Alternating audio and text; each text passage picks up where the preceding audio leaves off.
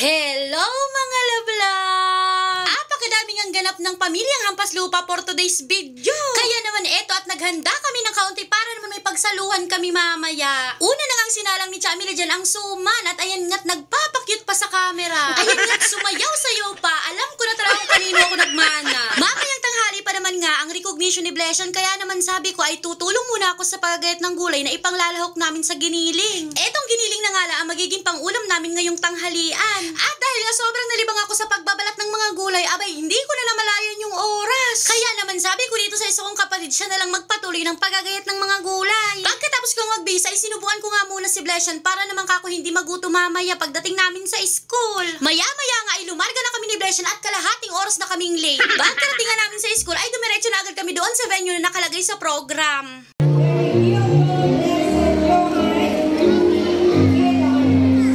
Diba? May isa na naman pong nanay na proud sa anak niya. Mabuti na lang talaga at madami pang nagmo-motivational message nung dumating kami ni Blesian, kaya naman kahit papano ay hindi kami na late at nakaabot kaming magnanay.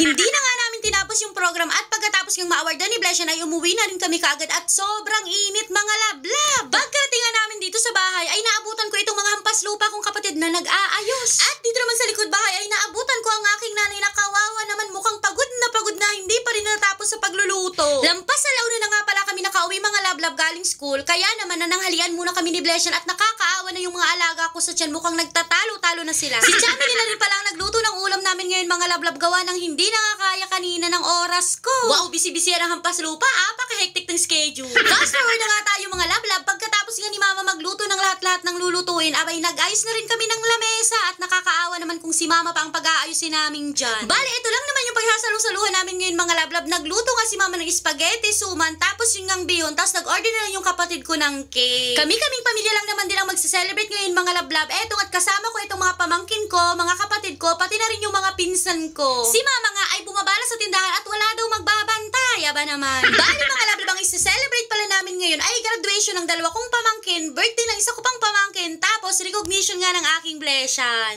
Happy birthday! Happy birthday! Happy birthday to you! Ang handa! Happy birthday to you!